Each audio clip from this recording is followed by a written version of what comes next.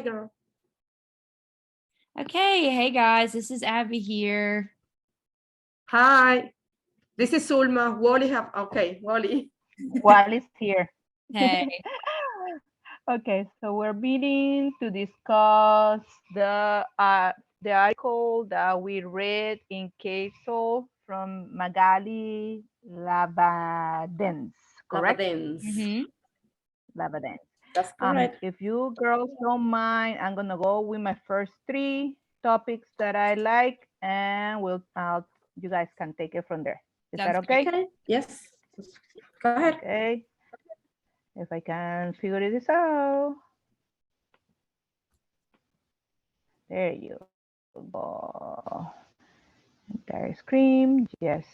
Share system audio, yes. Let's say yes, yes, yes, yes, yes, yes. Okay. Hear me? yes. Yes. No. She has a sign here like. There you go.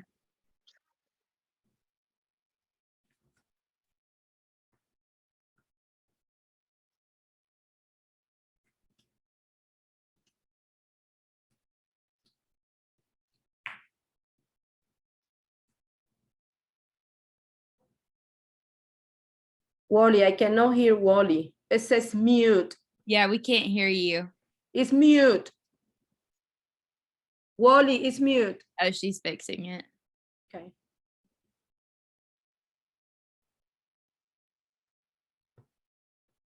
I don't want to be there.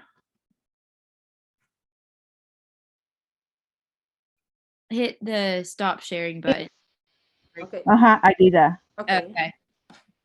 Okay, let's do again.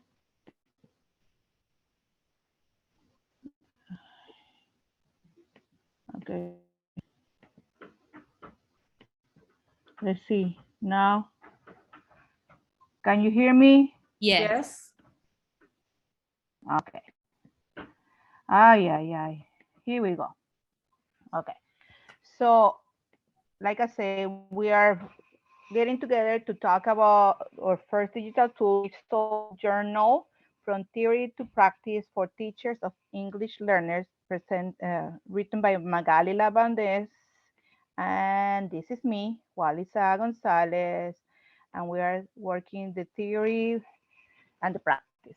We're trying to bring the theory into the practice in the language learning. One of the first things that got my attention, it was Cummings' principle 5 of the contextual interaction theory. Cummings explained that the perceived status of a student affects the interactions between teachers and students and among the students themselves. In turn, students' outcomes are affected. What does it say? Cummings explains that there is a relationship between L1 and L2. And even so, I agree with most of those contextual interaction theories. There is one that I do not agree the most. So therefore, I focus on principle number 5, because not just what the quality instruction that we provide, not just the experience and knowledge that the teacher will have, not only the program and the amazing program that we can present to the student is going to be enough. We also need to consider the relationship that are going to be between the student, the teacher, and the institution itself. We need to see how the student feel inside of the building that they're walking in, how they feel about it, how welcome they are, how receptive of the different programs that they are available for them are going to affect. All those kind of factors are going to affect the language learning process, the learning process itself, not just the language, but since that's what we're focusing in, yes, the language learning process. um, that's why it's so important for me that uh, students and teachers build a relationship. They have to be that connection. They have to feel welcome by the teacher. They have to feel welcome by the school. If they don't, we're not doing much. The second topic that I really felt connected to is the social cultural constructivist problem solving approach. This one no, is the one that tells that knowledge is a socially constructed and is constructed in a relationship between the learning and the facilitator, whoever the facilitator is, who is considered us, who could be the teacher or any other person, and a peer, a co-worker, somebody, because that person is more knowledgeable than the learner. Therefore, that facilitator needs to connect with the student, and also when they connect with the student, they need to connect that teaching to a real life situation. They Teacher has to find a way that that bridge, that relationship, that bridge between them and the student is met, and they can connect, knowing the needs, the background, the the setting, all the stuff that the student has going around them. They need to be not only a person who's listening. The student needs to be actively involved in that learning process, because there is no if there's no, okay, the teacher's talking, but the student is thinking about their situation in their house. The student is worried about the other problems that they have, immigration problems, the problems that they have at work, the problems that they have with the family, the broken uh, partnership with the boyfriend or girlfriend or whatever. That's all building a barrier to the learning process. And if you as a teacher do not connect with the student, do not know their needs, do not know what baggage they are carrying on, you are not doing much. You need to connect and know what are their needs, and know what is the goals in life that they're going to have, because there's not much you're doing teaching a student math, algebra, or calculus if they're just going to be flipping burgers for the rest of their life, because they don't have any other goals in life. So a teacher, my example is, a teacher needs to know the story behind a name. They need to know, how did that student got here? What kind of trauma that process brought them in? Because the student who came in an airplane and just walked into your classroom is not going to have the same baggage that student who had to walk through a river, go through a rainforest, and Suma can connect with this and be a witness of so many things that have traumatized the child. And that child or that student is not going to connect as easy as the one who just took a plane and got into your classroom.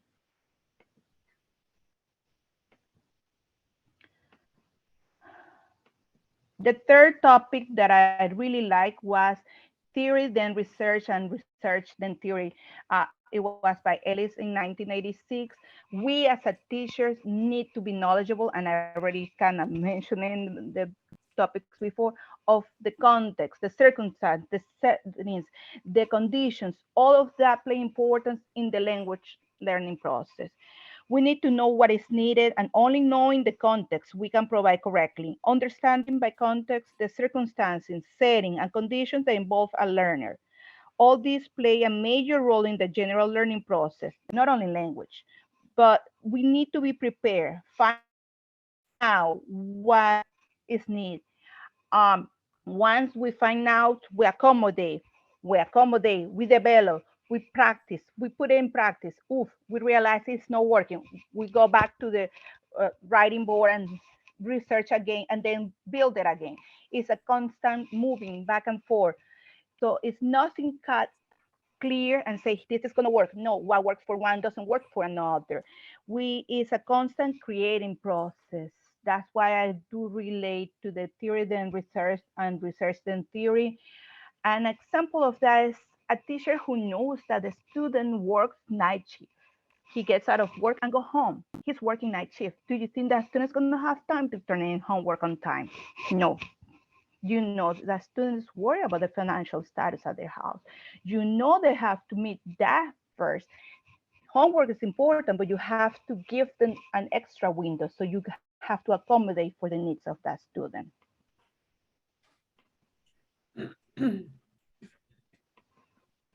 My goal in life is not just be a name. When they walk in graduation, I'm there. And I want them to take me with them. I want to take my name. And I like to keep in touch with them. I'm sorry, I'm way too social with that. I care about my students more than just a language. I want to mark their life. Me too. I'm the same. And that's it. That was so good. That was good. That was good. Okay. She turned off the. Go ahead, girls. I mute myself before my crazy one started barking. Okay. Okay. Do you want to go or do you want me to go? You can go, Zulma. Go ahead. Okay. Let me share mine. Share. I think it goes like that, right? Can you see it? Not yet. Wait a second. Okay. Share. Okay. You got it now? Oh, I Yes. got this. Yes. Okay, good. This is my PLC. Hey, I'm Zulma Vargas. I'm sorry. This is my PLC video about the case. It's a case law journal, Magali Lavaldez. Okay, it's just all about my three, wait a second, they wait too far. My three topics were crashing, 1985 hypothesis, and more like gonna talk about comprehensible input, coming, language register, BIFS and scope, and Jen Usher about TPR or total physical response. Okay, crashing 5 hypothesis. He talks about learning versus acquisition, the language monitor, comprehensible input plus, the affective filter, and the natural order hypothesis. I'm going to talk about comprehensible input 1, or plus 1. I have here in my notes, and I have it also there, that comprehensible input is when the student understands most but not all the information given. The student has kind of some knowledge, okay?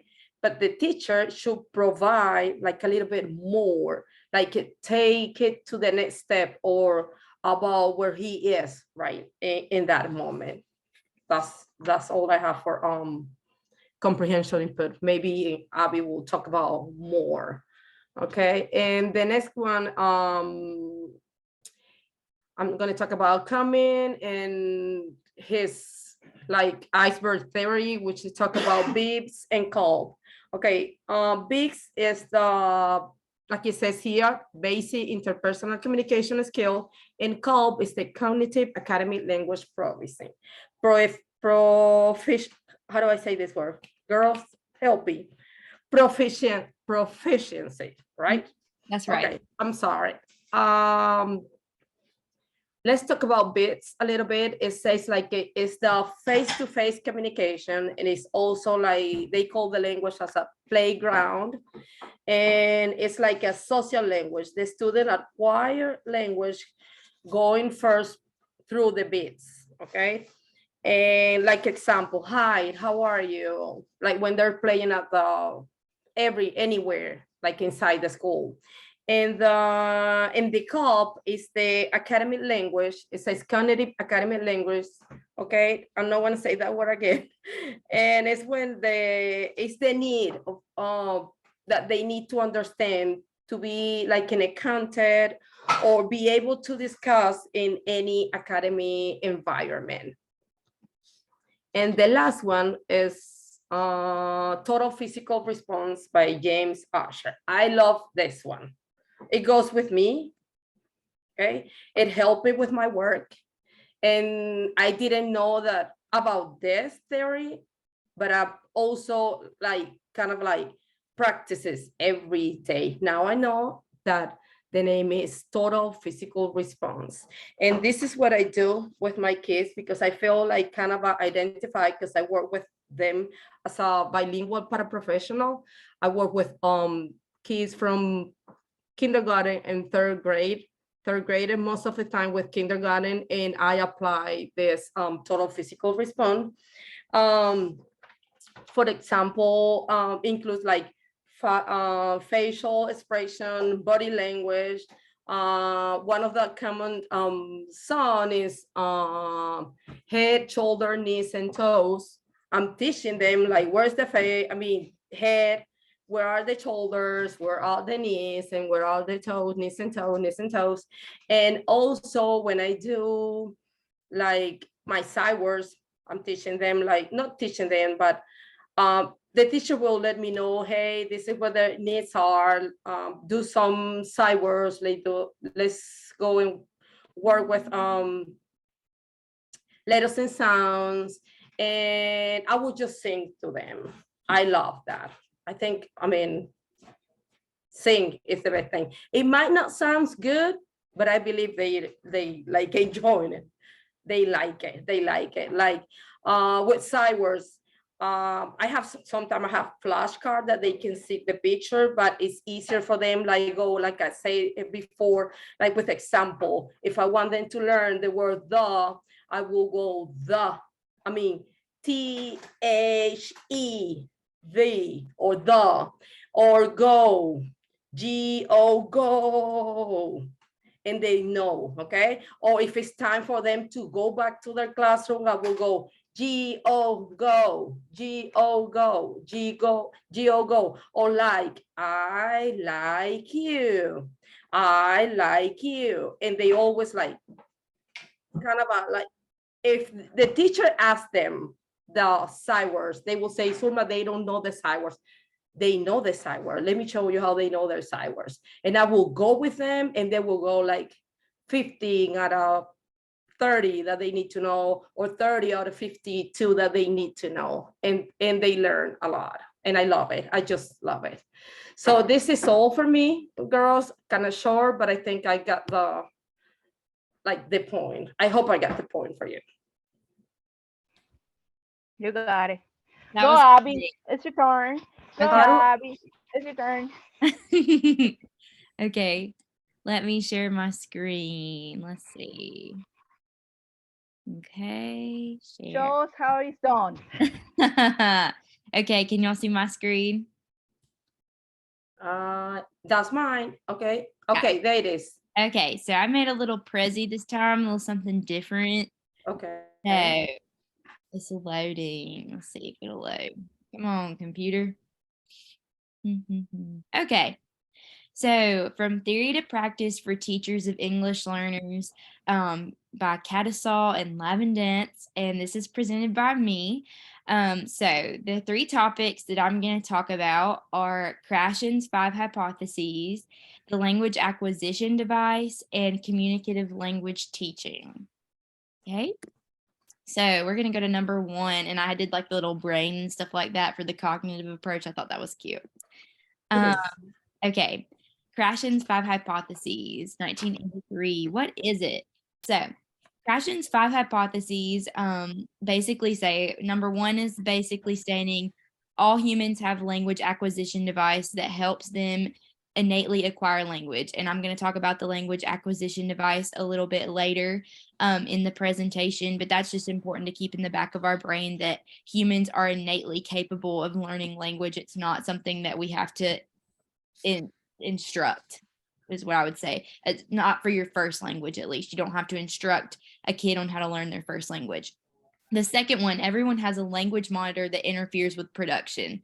So whether that monitor is like helping you try to decide between which grammatical structure you're going to use, you might always be thinking in the back of your head, like, oh, is it this or is it this? And it might prevent production from happening because you're too busy thinking about trying to pick the right format and grammar in your brain.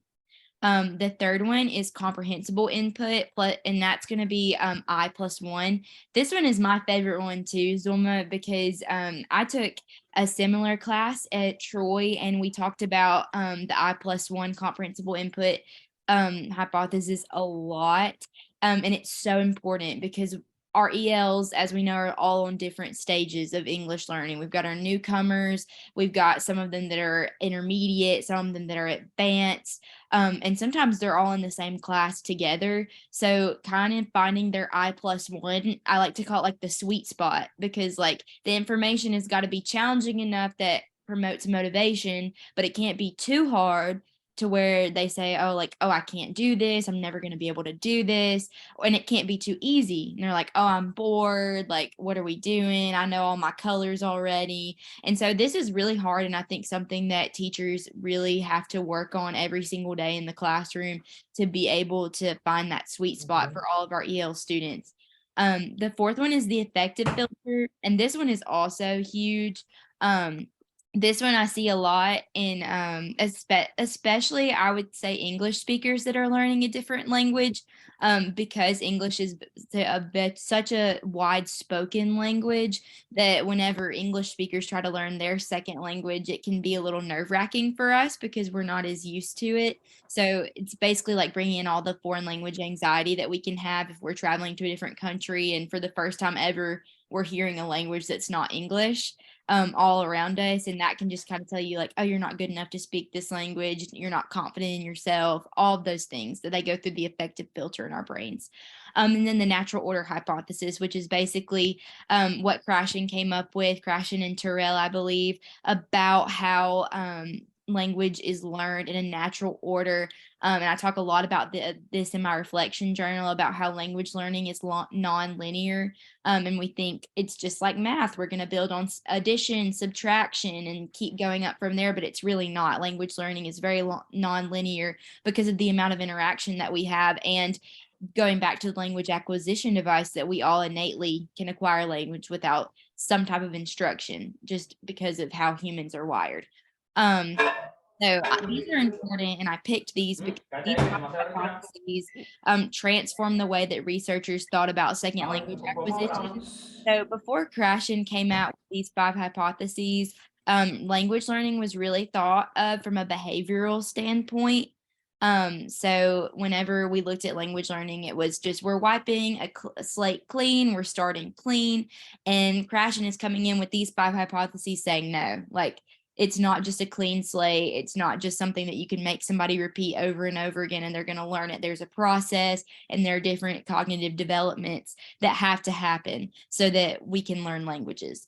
And it also influenced the TPR method and the natural approach method to language learning and to language teaching. So how can we see this in the classroom? We can see this in early learner language acquisition. And that one kind of goes back to the first principle that all humans have a language acquisition device that helps them innately acquire language. So we see that with our first language, no one is teaching us at age 0 that this is a noun and this is a verb and all of the different things. We just learn it from our parents and from hearing it. The second is the silent period. That one goes along with our affective filter and foreign language anxiety as well. Those both go along with our affective filter and not being able to produce language because of the way we're processing in our head that this new language goes through our affective filter, and it leads us to believe that we're not good enough to speak the language, that we're not able, that we're going to mess it up, or that we're scared, or we think the native speaker might laugh at us, or think we're not as smart as they are because we can't speak that language as well as they can because they're proficient in it. And then the fourth one is nonlinear language acquisition, like we talked about. So this first image that I have right here, this is at an age at which school children learn English worldwide.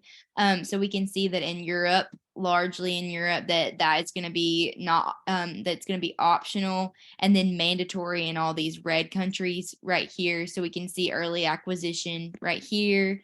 This is the silent period. Silence is safer than speech, and a lot of early language learners and a lot of newcomers experience a silent period where they're hearing and they're processing the language, but they can't speak it back to you yet. So they experience a silent period in the schools that might freak their teachers out a little bit, but that's just their way of taking all of this input and trying to comprehend it and trying to understand what's going on because they are so overwhelmed and that foreign language anxiety is surrounding them. And that's the next diagram that I have.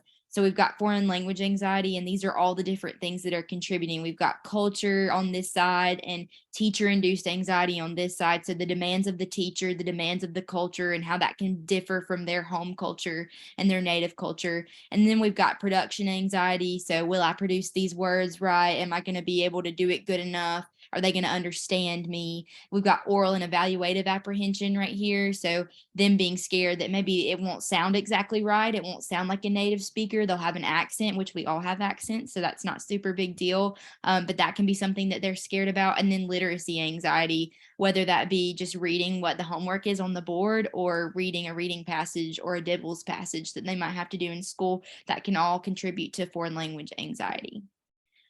So that was the first one. Now we're going to dive into the second one, which is the language acquisition device. And I think this is just incredible.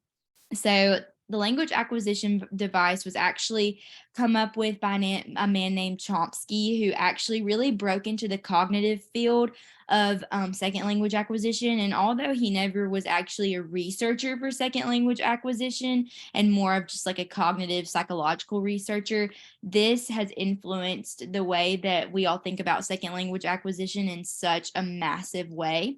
So what is it? It names the 4 linguistic properties of language. So we've got sound, so phonics, structure, possible structures of language, and not possible structures. So we've got like kind of choosing between, okay, well, this is okay in this language, whereas this is not okay in this language. For example, structure in Spanish is to put the noun before the adjective. Structure in English is the adjective, then the noun. Girl, pretty, pretty girl. So just kind of the different kind of ways that we're choosing this. And then the evaluation of production or self-correction, self-monitorization. And I think this is important because it challenged the field to redefine the cognitive approach to language learning. So kind of this was the first introduction to this universal grammar concept that Chomsky had that really just shook the world and turned it upside down in second language acquisition, because it really just stated like everyone is able to learn language and have a language acquisition device that helps us learn how to communicate, and that it's not all just taught, and that we can't just wipe that slate clean and start from the beginning, just like math, that it's a nonlinear process. And so some other things that influenced here that go along with that nonlinear process is surface structure versus deep structure. So surface structure, kind of like Bix and Kopp, surface structure is like that communicative language, the language that we use in everyday pragmatics. And then that deep structure is going to be that academic language that we've been using. And then the natural approach as well. That is just going to also influence the language acquisition device, because it does say this is the natural order that we learn language in, and the language acquisition device helps us learn language in this order. And then a classroom example, children still learn their first language without having to be taught the structure of that language. And I have a little video here, but I don't know if y'all are going to be able to hear it. Let's see. We are looking at language acquisition and development, the stages. Remember, all human beings learn language approximately the same way in approximately the same stages and order. We're looking at the 5 stages of language acquisition. The first stage, cooing, 0 to 4 months. 1 word utterances or sounds. The child is making a variety of different sounds. At this stage, the infant can discriminate between all 200 human phonemes. However, in the second stage, the babbling stage, 5 to 12 months, the child loses that ability, and because of efficiency, focuses in on those phonemes common to the language that is heard around him or her. That's the second stage, between 5 and 12 months. And we're looking at Abby, we only have 10 minutes remaining. the third stage, 1 word utterances. The first. So since we don't have as much time, I'll send that video to y'all to watch it later. But that is basically just saying we learn language in different steps. So, and that we all acquire language in basically the same way when we're a child. Oh, let me go. Okay. So number 3, we'll go through this one really quickly. Communicative language teaching. This is by Halliday in 1975. This theory focuses on seeing language as a mean for communications only. That's the central purpose of it. And it helps us in specific situations and negotiation and communications. It interacts with the 4 different areas of language. So strategic competence, sociolinguistic competence, discourse competence, and linguistic competence, all of which help us form how we speak to each other and how we communicate all the different components of language. And this teaching method changed second language teaching forever because it did combine the cognitive principles of language teaching along with the social principles of language teaching, which really just all makes up this big communication bubble, which is crazy. And then I've got some pictures right here. So we've got all different kinds of communication, just like all the different kinds of languages, language structures that come together to form communications. And this is a classroom example. Role playing is a great activity for communicative language teaching. So I've got like who's the burglar, and like each student gets a character card and like they kind of have to act it out, kind of like a play. But that's really great for them to practice because it practices that negotiation of meaning, communication, interaction with each other, which really forces them to produce that language, which is really great. So anything where you have to role play, things like that. And that is the end of my presentation. So thank you for listening. And let me stop sharing my screen. Let's see. Aha, there we go. Okay. So with that being said, I think we all have agreed that one of the most important topics that we have to talk about today, or we have talked about, is the one that Sulma and you, Abby, presented, which is comprehensive. Help me out. Comprehensible input. Comprehensive. Input. Go ahead. +1. I agree. And I think that's the most important one that we've talked about today, because it is a hard task to find like that right sweet spot where we need to find the certain level that's challenging enough but not too challenging, but that's the only way that we're going to continue to learn language, because we have to have that inward motivation to want to learn language. And we need to know, and we need to know where they are first, just to go a little bit above them. Yes. Thank you. So I think the second one that we can say was probably the most important is the language acquisition device that I kind of touched on a little bit. And so I think that one also falls into something that's important, because I think the main thing that it teaches us is that language isn't linear, and that all language is not taught, except it's more learned through interaction and social situations rather than in an academic setting. In a classroom, we might not have all the academic knowledge of that language and be able to express it in that language, but we're still able to communicate because of the interaction, the language acquisition device that we have in our minds. I agree with that. Yes. And the next one is, I think the third one was the TPR, the total. Help me out, Sulma. That's TPR. mine. Yes, TPR. That's total physical response. Okay. Yes.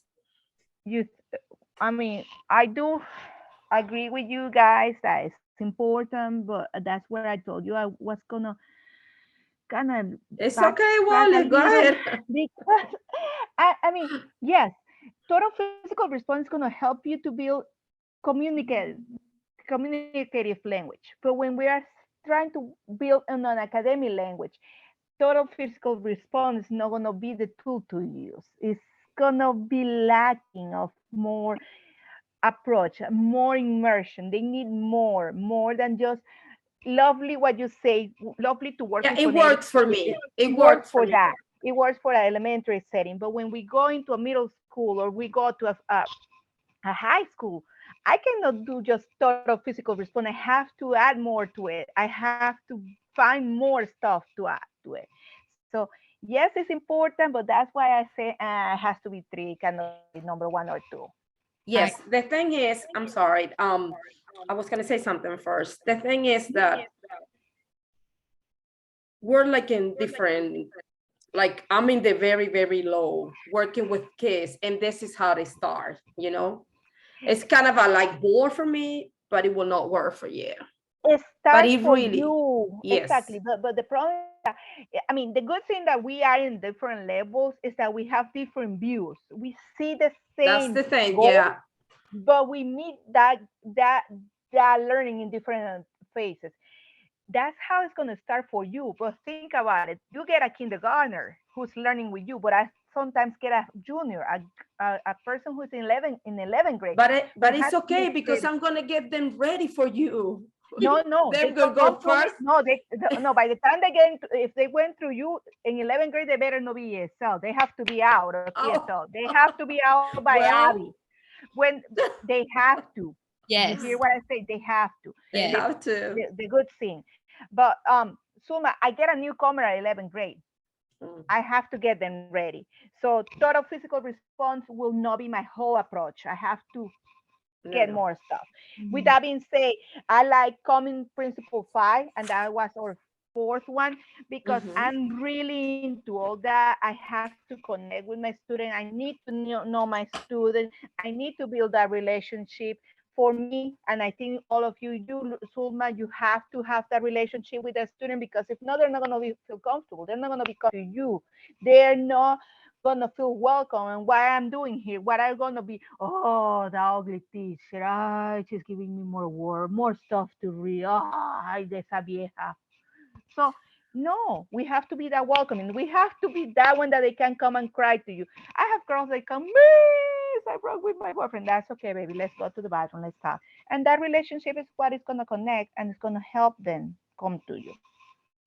Now moving forward, Well, because that we only have 2 happened to minutes. me. Yes, that happened to me. They will come to me like, oh, I miss my mom. And I was like, guess what? I miss my mom too, but she's too old to come to school. So come on, let's go. Yes, that's the way we have to go through. Yeah, it's every single day they will call me and say, hey, Melanie's crying. Go ahead and what's going on with her? She doesn't want to come to school. She miss mom. She miss dad. It's been a long weekend, blah, blah, blah. And, you know, but I got that. I got that. Okay, let's go to the last one. Abby, yours.